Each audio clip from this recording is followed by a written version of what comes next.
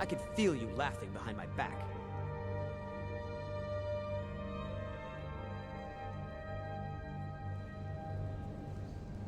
Good day, friend. Keeping well? Lead the way.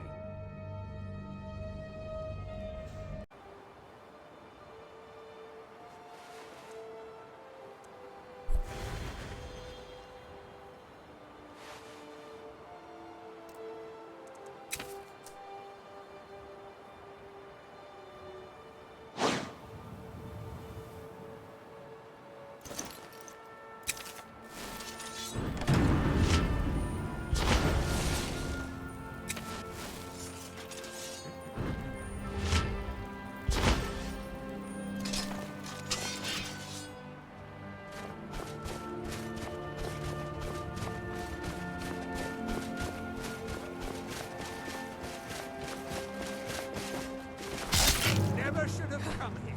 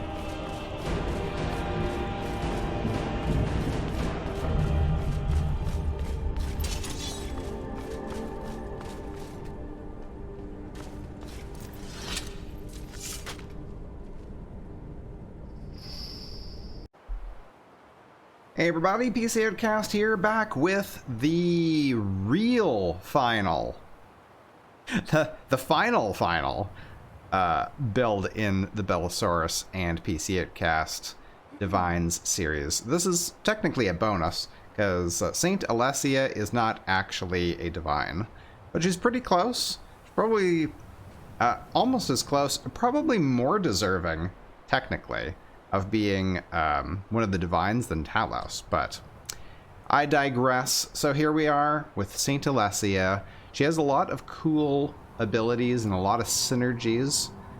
So first of all, she's got, because she's worshipping, well, because she is Saint Alessia in this particular case, you saw at the beginning of the gameplay part of this video, this ability where she can talk to most, although unfortunately this power of the Dragon Blood Empress doesn't work quite as well as I was hoping, but you can talk to quite a few non-hostile humans, turn them into a friend and a follower. And that's how I got the 3 followers I have. Here I have Selena, Eric, and Sirlund. So basically, I decided to, because Saint Alessia is the slave queen, she led the revolt against the Ayleids in Cyrodiil. I thought I would use like just a bunch of ordinary kind of people, not major warriors.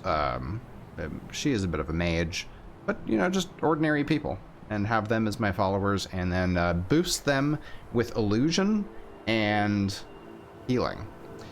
So those are the 2 main spells I used. Call to Arms, which increases health, magic, and stamina of your followers.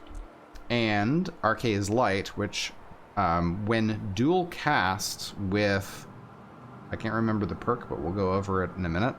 When dual cast, it affects your followers as well. So we're all getting 9 extra health per second. And I think it actually lasts longer than 60 seconds. And when you dual cast it, it goes to 132 seconds.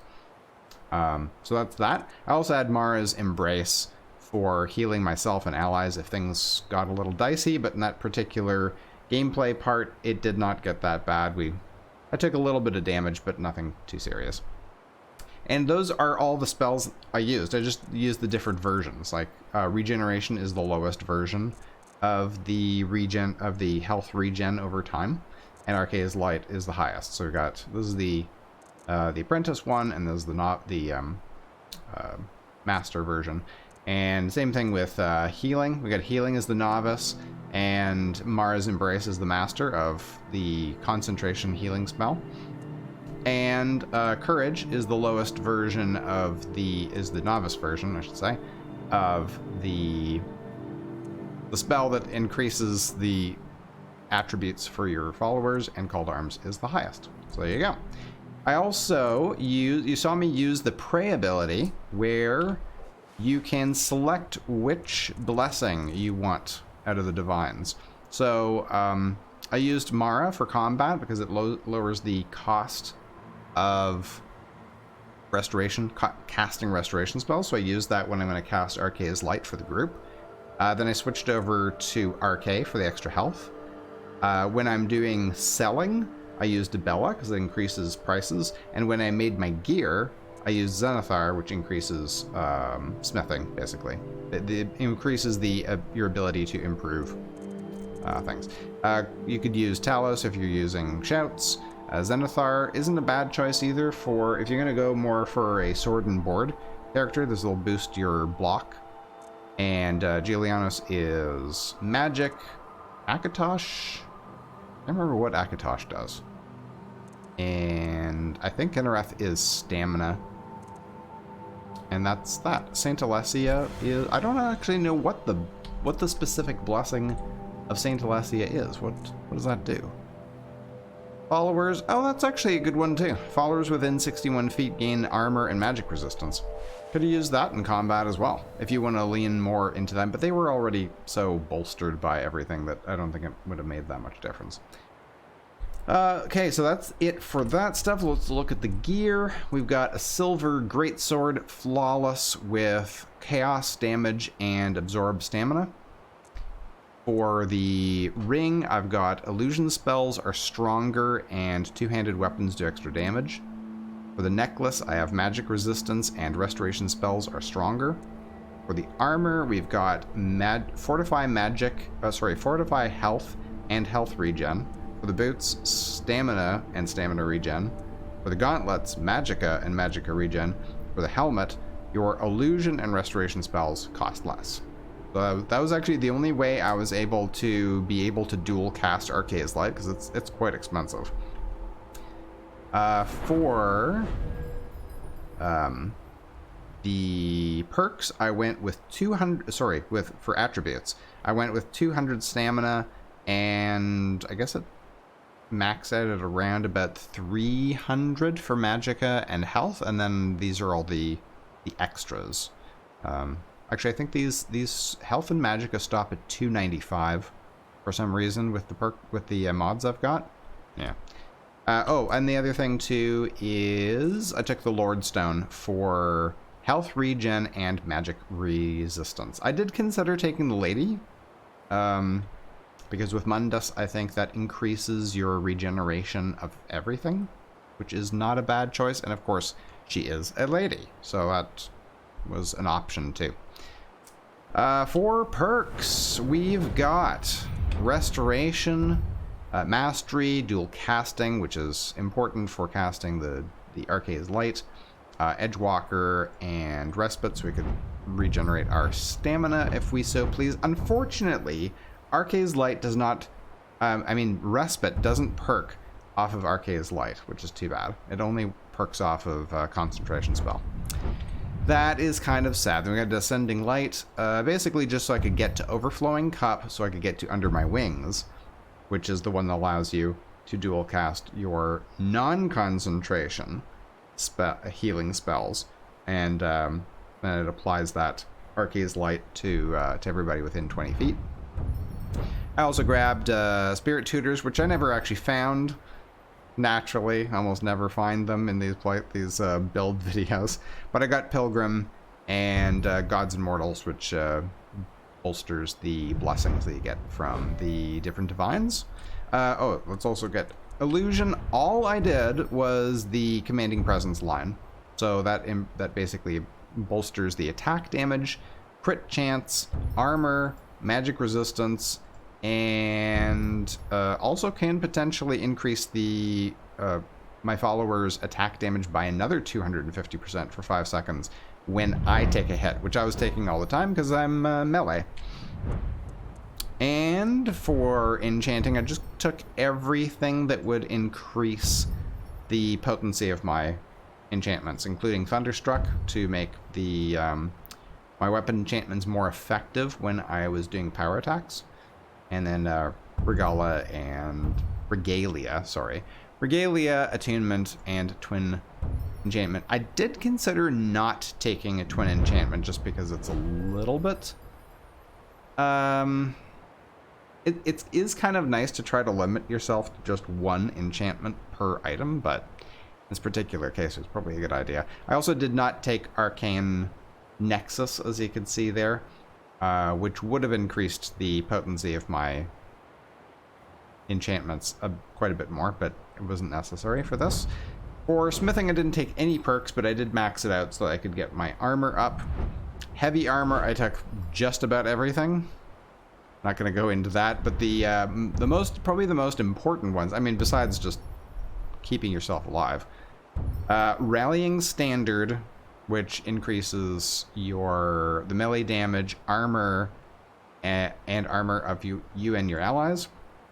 And also, well, Warbringer, which also increases that and allows you to just raise your hands. You saw me when right at the beginning when I was, when I first equipped all the spells and stuff, it raised a Rallying Standard there. Unfortunately, that particular one wasn't useful, but that's fine.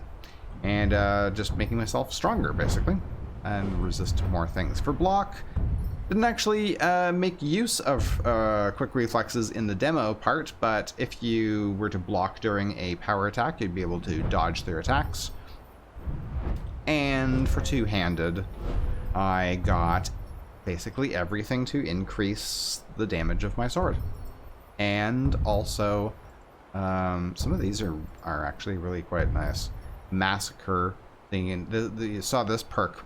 This perk's like a lot. Considering it's only a 10% chance, you constantly are proccing this and getting the 175% faster swing speed. It's pretty awesome, actually. This taking less damage when power attacking, also very nice. Enter the arena. Massacre always activates when you take your first two-handed swing, and the effect lasts 30 seconds. And then we also have the chance. I don't think this procced during this particular part of the gameplay, but it definitely procced while I was doing the build. We had I usually have the. Actually, you know what? It could have. I think I was actually still in Prey. I should have switched over to Rallying the Standard. Yeah, I gotta try and remember that. Remember to do that when you're actually going into combat, switch over to Rallying Standard, and you can have Rallying Standard just proc off of that perk, so you don't have to use your once-a-day power. And I believe that is that. Everything else just leveled up as I was going. Speech leveled up a little bit because I was buying and selling things. And that's that. Level 50, Saint Alessia. Pretty powerful, actually. Not a bad warrior queen, if you like that. And this armor is Zuren Arctus. It is absolutely a thing of beauty. I love how they integrated the jagged crown in with it. Oh, it's just gorgeous. And of course, my girl is just beautiful with her gorgeous red hair that matches her armor.